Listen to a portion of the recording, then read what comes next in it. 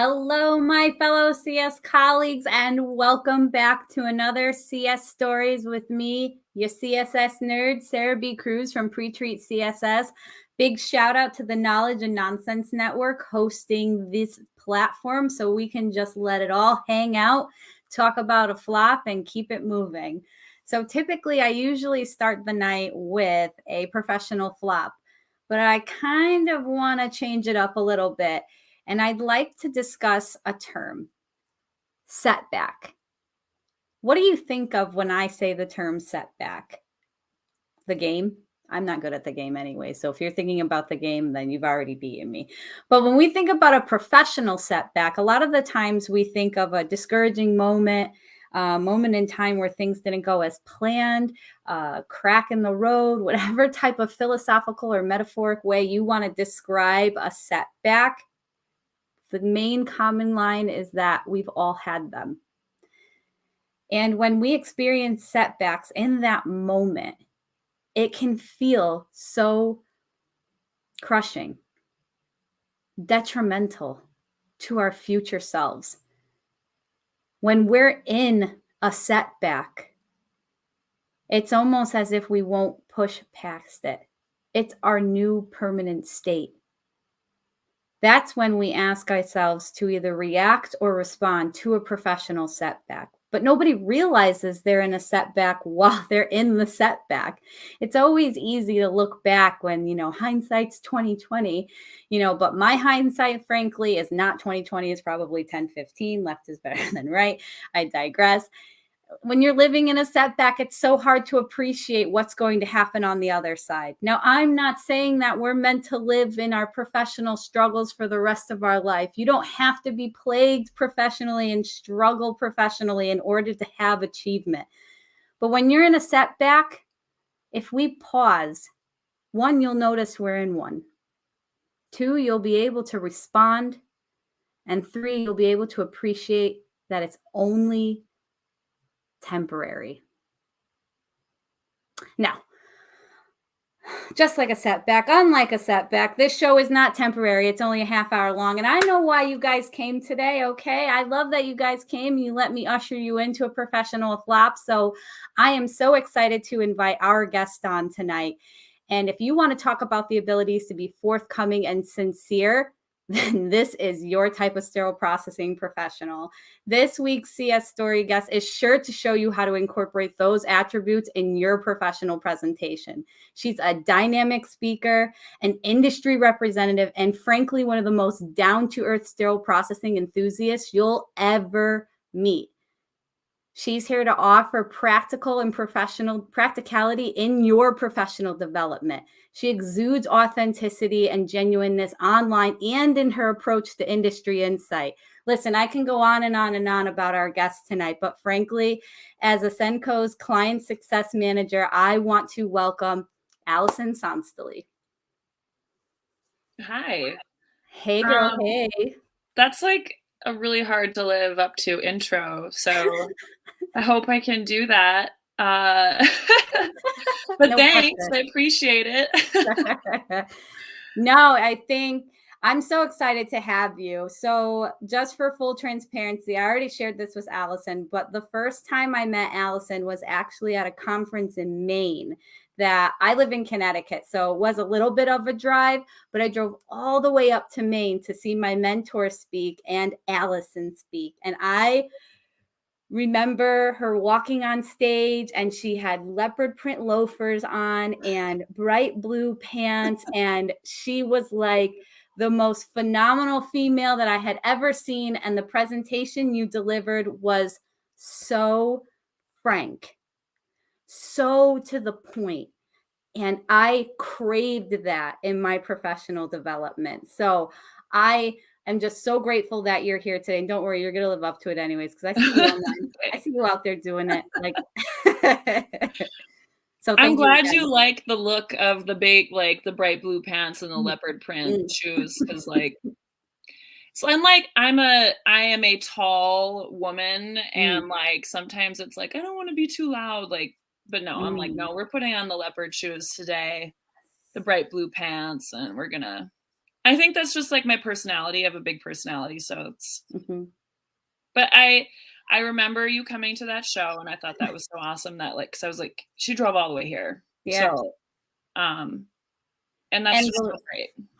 And I think that could almost be your professional like allegory, Allison. Leopard print like shoes with the blue pants. Like I love how like even in that space you were just standing authentically comfortable with yourself. And I have to know, and I'm going to cut to the chase, and here it comes, but the people they come in for one reason, and they need to know, what was one of your defining professional flops? Well, okay, can I derail the conversation just right off the bat a little bit? So like, okay, so like I played basketball my whole life and played in college, and like I was just at the Minnesota Lynx game, so that's why my voice is all raspy, because I was like shouting in the stands. But like when we talk about a flop, when hear flop, I think of basketball terms, because I was what they would call a flopper. Because like even though I'm so tall, like I was still small for my position, and so like a flop is when you take like a charge or you draw an offensive foul, and it's all dramatic and like so like I was a total flopper. So like when you say flop, that's the first thing I think of, like, oh yeah, that's it. Like in basketball, it's like I was total flop artist. But so like Flop artist. yeah, it was like a con artist basically. So I think like my biggest flop, and like when you asked me to talk about this, like honestly it is hard to pick because I've had a lot of them. Like, but that's I think just what happens when you are like passionate about what you do and you want to try things and you want to like put yourself out there. Like you're not gonna be 100% on all the things that you want to do, and you're gonna fail. But like I think the theme of that is like you always have to try. So like you can flop, but you got to pick yourself up and you got to try again and learn from it. Mm-hmm. So I think when I was trying to reflect on what the biggest one was, so I know like if you're familiar with me and like if I've spoken and talked about like my past, like what I did for work, I was working in sterile processing. I took a manager role in supply chain. And then I went back to sterile processing. So like it was a promotion for me to go from sterile processing to supply chain. Mm-hmm. And then there were some mysterious happenings that led me back to sterile processing. And so that's kind of what I want to talk about today. Yeah.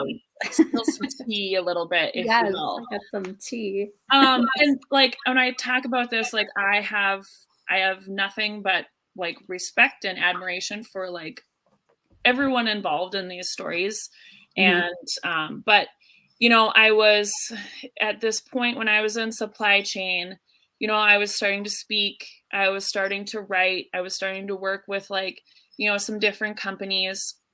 And like running parallel to this, we had a conflict of interest thing going on with one of our surgeons. And so there was this like tightening up of like what we're going to allow or not allow like our employees to do. And so I was basically given an ultimatum, like you have to either pick one or the other. Like you can work here or you can do the things that you want to do outside of work, but not both. So at that point I was like, well, like did my pros and cons and weighed my options. And I was like, well, I'm just going to go. I'm going to leave the hospital. I'm going to like spread my wings and maybe I'll fall on my face or maybe like it'll work out, but that's my choice.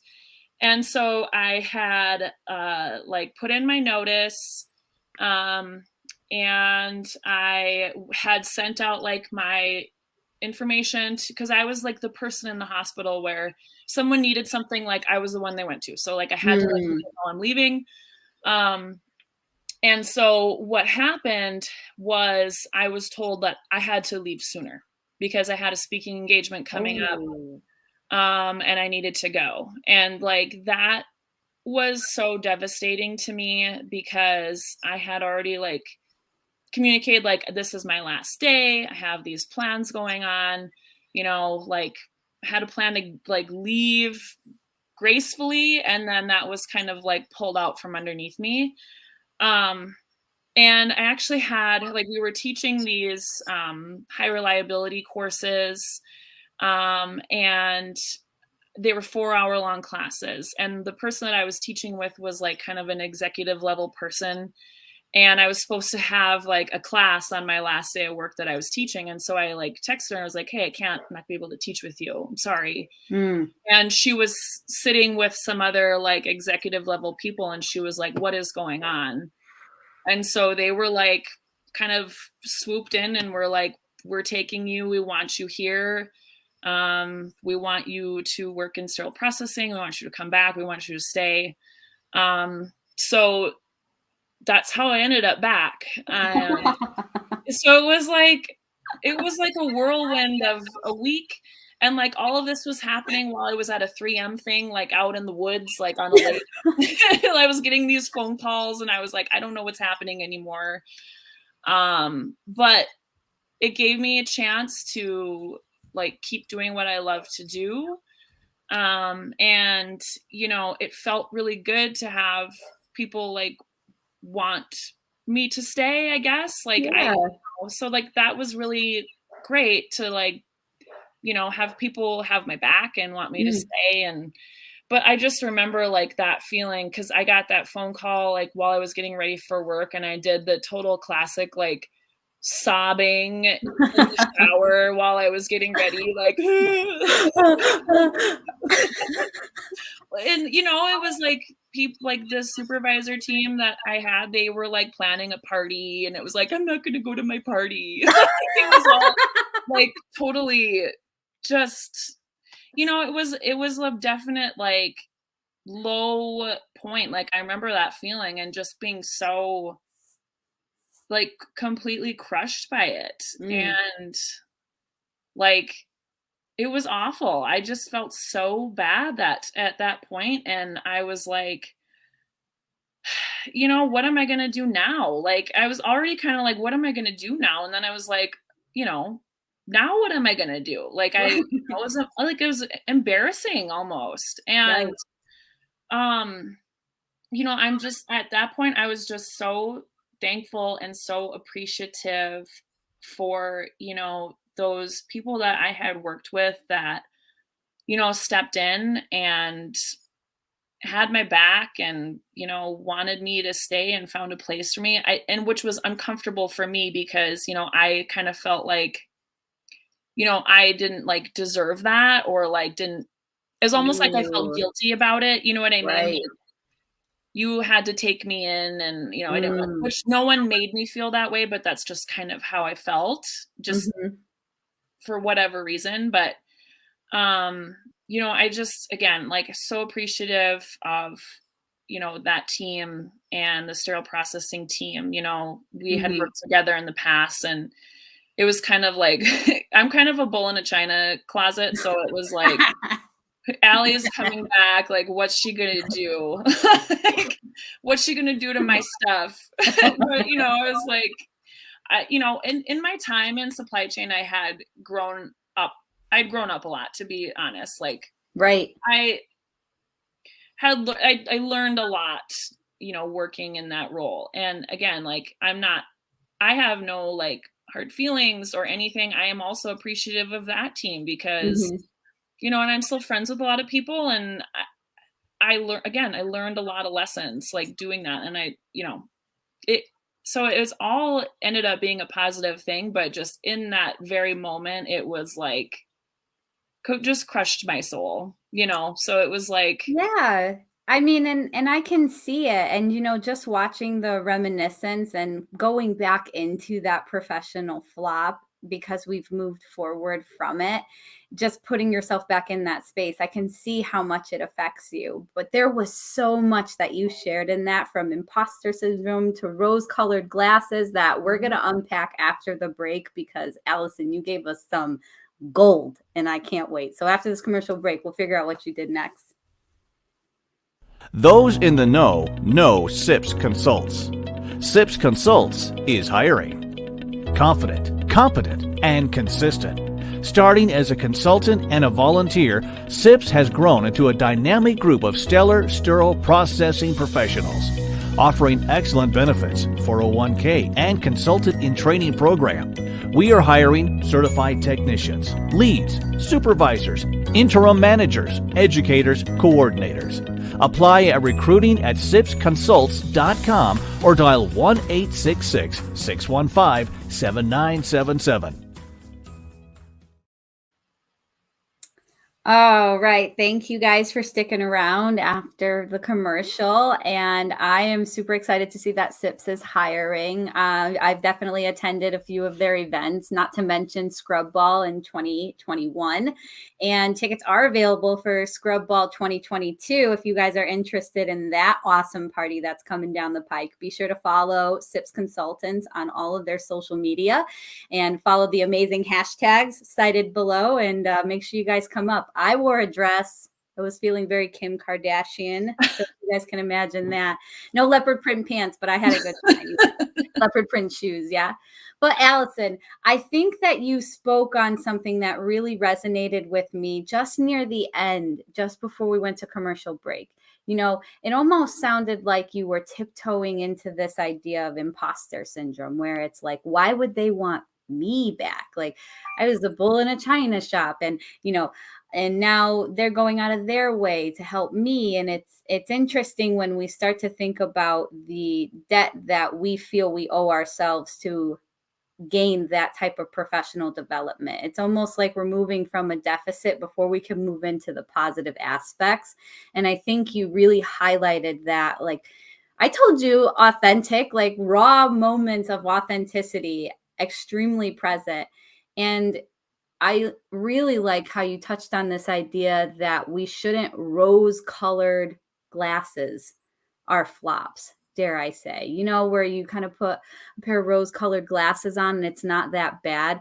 I would say that does a huge disservice. So I appreciate the level of depth and sincerity that you shared in your flop. So I think that's great. So thank you for just that raw honesty and that vulnerability that came with it. I'm really happy to hear that everybody was on good terms and that you moved into that position. And after you transitioned from your flop to that new space there, after you got through the temporary setback, what were some of the biggest moves you made first? Well, okay, so it was hard. I'm not gonna, I mean, it wasn't like, it was hard in that it was like, Allie's coming back and like, where is she going to sit in this office? And like, what is she going to do? You know what I mean? Like, it was like physically and like mentally for people that I was like going to be working with. It was like, and it was so sudden, like coming back on Monday. You know what I mean? Everyone move your stuff. Hi. And it was like that I was very aware of. And then it was also like, I knew that I was, like I said, a bull in a china shop before. And it was like, okay, I'm not that way anymore. Right. I'm like sensitive to the fact that like, I have to move, like everything is like shuffling around because I'm coming back. And like, I already feel awkward about it. So it's like being just like very open and honest and upfront with people. Like, I'm coming back. This is where I'm going to be. This is what I plan on doing. Like, I'm not going to like mess with your stuff. You know what I mean? Like, I'm not going to interfere with what you're doing. And I'm here and like, we'll work through this. Like, what can I help you with? So like, that was kind of the first step, was just like trying to like gently like work my way back in there instead of just like, sliding into home plate head first, like I would have done like 6 years before. So like that was kind of the first step. And then it was just like, it's stuff that I was like kind of second nature to me. Like my job wasn't really any different. So like, it wasn't like I had to learn a new skill or like,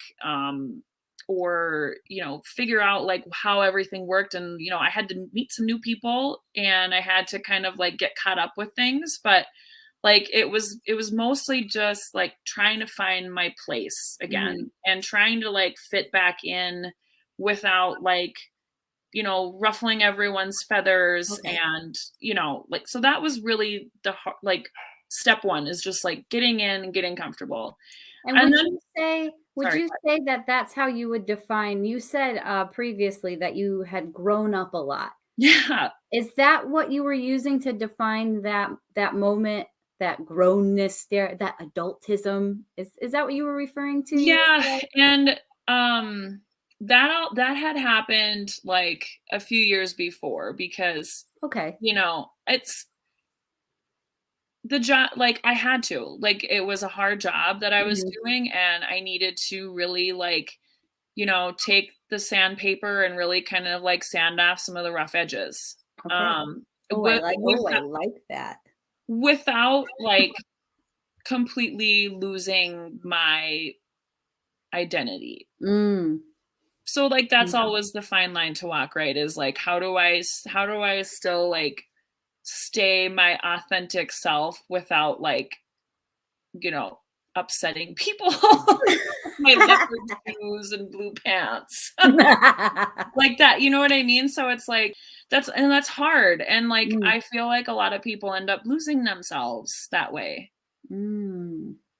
Yeah, and So it's like if we're showing up professionally, you know, authentically themselves, I think that a lot of the times people defer to this statement that's like, well, this is how I am, and that's me being authentic. And mm, I would challenge to say, no, that's not necessarily what being authentic is really about. right. You can 100% be yourself and make sure that you serve yourself in your presentation.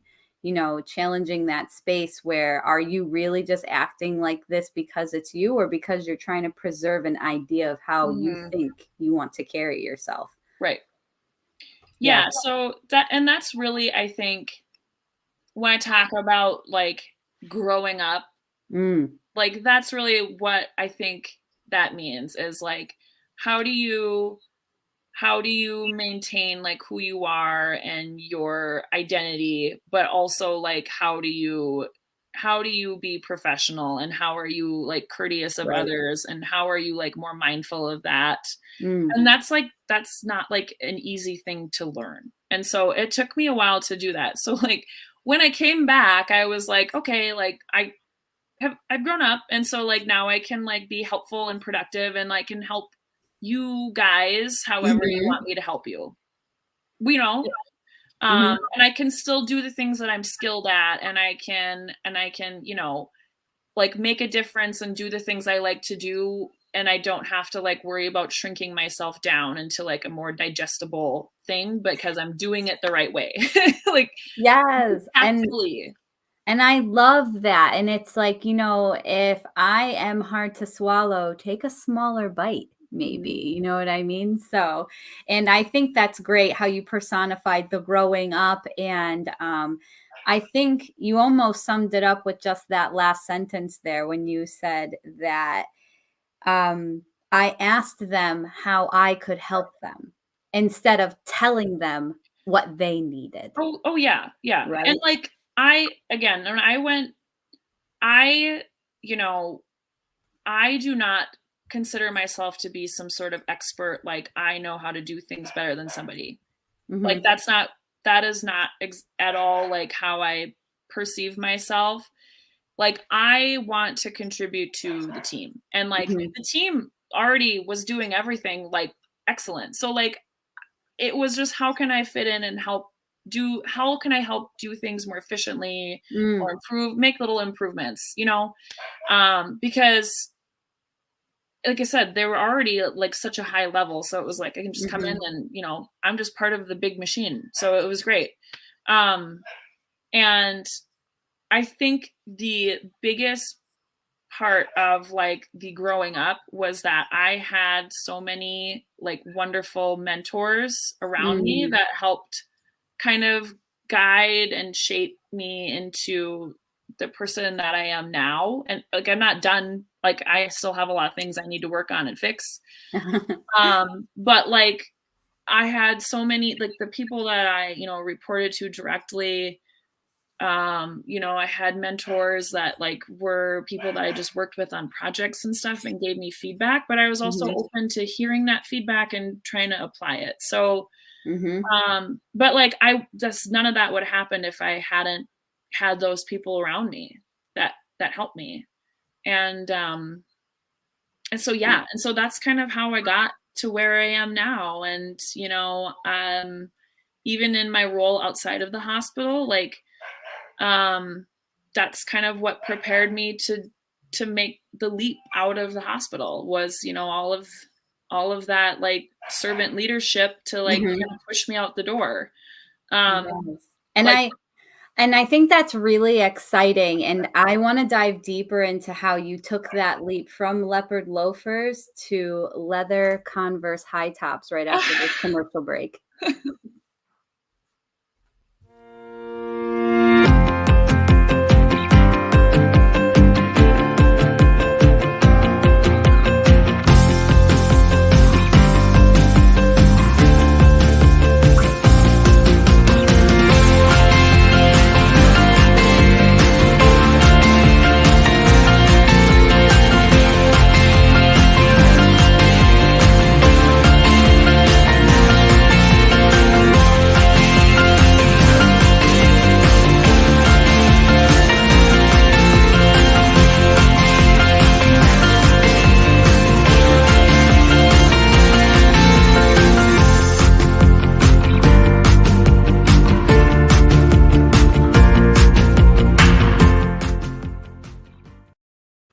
Let's go indeed. And we are back with CS Stories with me, Sarah B. Cruz, and our amazing guest, Alison Sonstelie.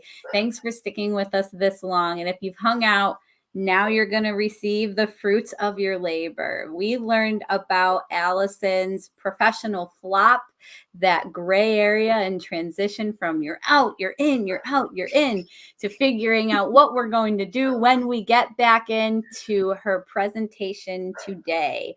Alison, how did that gray area and figuring out where you fit in and how you want to show up professionally, how did that transition to what you're doing now? I think, just the ability to kind of like adapt on the fly and like being able to take the things like the hard lessons that were learned and be able to like say, okay, I learned this lesson and like it's happening again, and instead I'm going to do this, like learned once the hard way, and then I'm not going to let it happen again. Helped me get from that point to there. And then, my experience in my role in the hospital really just allowed me to learn a lot of things that, transitioned really nicely into my current role that I have now at Ascendco. And I know like I wasn't even like really particularly looking to leave the hospital, but I love when that happens. This happened. And I felt again, like, because I have, I felt guilty leaving because, so the people that like welcomed me back in with open arms. And then I was like, I was back for like 2 years and then left again. And I think it was the right choice. But I remember one thing that was like very interesting to me when I was doing my interviews at Ascendco was that Brian Reed, who is, our leader, our fearless leader, had said to me, like, I know you're really good at the things you're doing now, but we're going to make you better. And so I was like, hey, you know what? Yeah, sold me hook, line, and sinker. You can tell he's like former sales, right? I'm sold. I'm thinking about it now. I'm like, I was sold a product. But I mean, so it's really, I think at the end of the day, it's really surrounding yourself with people that, are going to be honest with you and help you get better and help you improve, and being willing to take that feedback or asking for that feedback. And then, you know, really applying that into, you know, what the next thing you're going to do.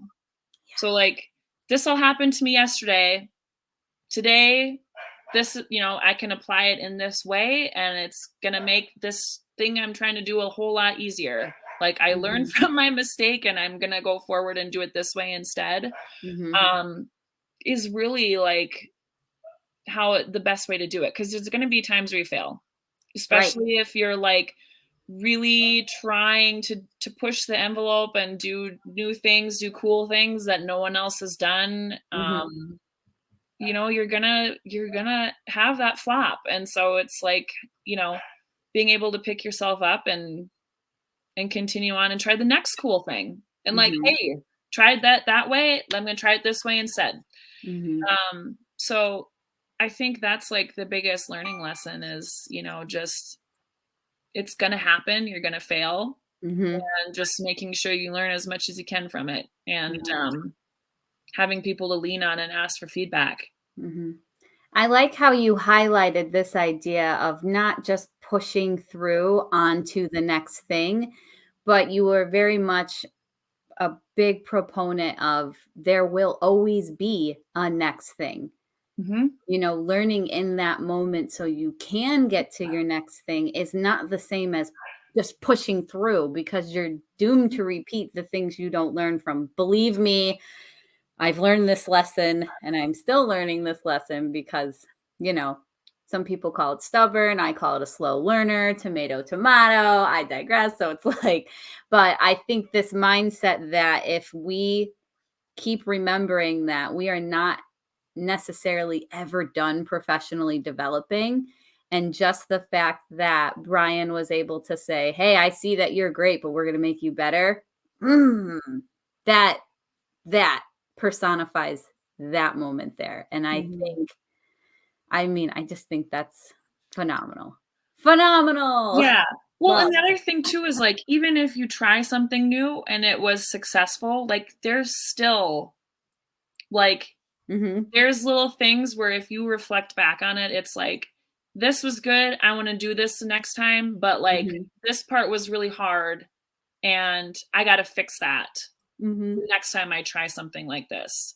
You know, so I think a lot of it is like self-reflection and like, how can I be better?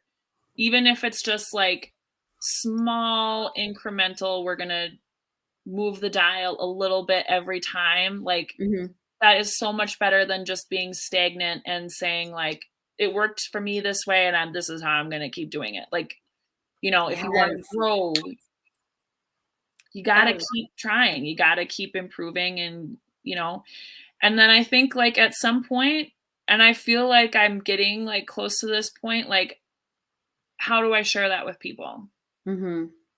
How can I be the mentor with the sandpaper that's like, no, like try it this way instead. Like this is a little bit more effective for you, you know?